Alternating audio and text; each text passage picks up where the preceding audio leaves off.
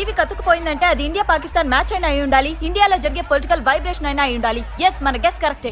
Present problem మన CM తన వయస్సు భారం రాష్ట్రానికి శాపం కాకూడదని, తాను సీఎం సీట్ లో ఉండకూడదని ఆయనకే అనిపించిందో, అధిష్టానం ఆదేశించిందో ఆయన రాజీనామా అందించారు.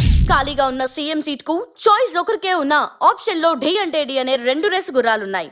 ఒకరు పార్టీలోనూ ప్రజల్లోనూ వినయ విధేయతలతో పరిపాలనా సామర్థ్యంతో సౌమ్యుడిగా పేరు పొందిన ప్రభాకర్.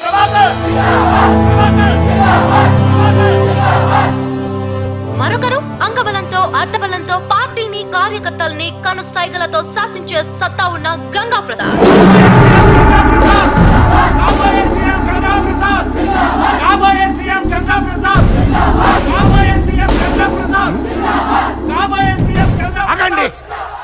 కాబోయే సీఎం ఏంటి? ఆల్రెడీ సీఎం అయిపోయినట్టు. ప్రభాకర్, గంగా ప్రసాద్ లలో సీఎం సీట్ వరించేదెవరిని కేంద్రం పంపిన రాష్ట్ర పార్టీ ఇన్ఛార్జ్ ఏం నిర్ణయించబోతున్నారు?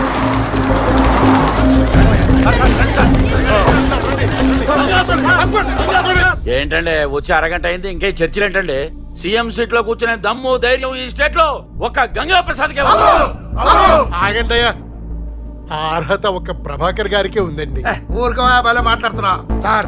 నెక్స్ట్ టైం కూడా మన పార్టీ గవర్నమెంట్ ఫామ్ చేయాలంటే మా గంగన్నే సీఎం గా ఉండాలి సార్. మధ్యంతరం రాకుండా ఉండాలంటే ప్రభాకర్ గారే సీఎం గా ఉండాలండి. ప్రజాసేవ కోసం పెళ్లి కూడా చేసుకోకుండా ప్రజల్ని కన్నబిడ్డల్లా చూసుకుంటున్న దేవుడు ఆయన. కానీ మరి గంగా ప్రసాద్ అనఫిషియల్ గా 2 పెళ్లిళ్ళు, అన్యాయంగా బోల్డ్ స్కామ్లు చేశారని పార్టీలో ప్రతి ఒక్కరు తెలుసు కూడా ఒక్కరు కూడా మీతో చెప్పడానికి భయపడుతున్నారు. ఏంటయ్యా కూర్చుని వెంటే నెక్స్ట్ ఎలక్షన్ వరకు వాళ్ళు మాట్లాడుతూ ఉంటారు కానీ లే సీఎం సీట్ లో మా గంగని కూర్చోబెట్టు.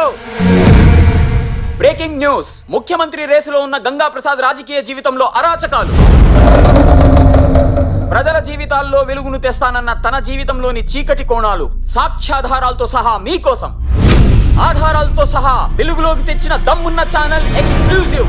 పనికి ఆహార పథకం నుంచి పసిపిల్లల పాల డబ్బాల వరకు, ఆరోగ్యశ్రీ నుంచి అనాథాశ్రమాల నిధుల వరకు అన్నిట్లోనూ కమిషన్ నొక్కేసిన దొంగ గంగా.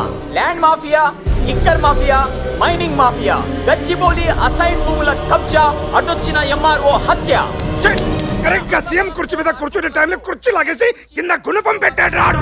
స్కామ్లు చేయకుండా పార్టీ ఫండ్ ఎలా ఇవ్వగలం? ఎమ్మెల్యేని ఎలా కొనగలం? వాడి 30 నిమిషాల ప్రోగ్రామ్ కోసం నా 30 ఏళ్ల రాజకీయ జీవితాన్ని శంకలాకించాడు కదరా.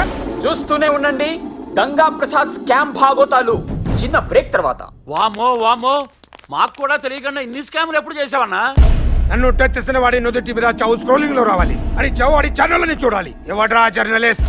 వీడి పేరు షఫీ అన్న, ఇన్వెస్టిగేటివ్ జర్నలిస్ట్. బాగా కేర్ ఎక్కువ. వాడిని వెంటాడి పెట్టాడి చావు భయం కలిగించి చంపాలరా.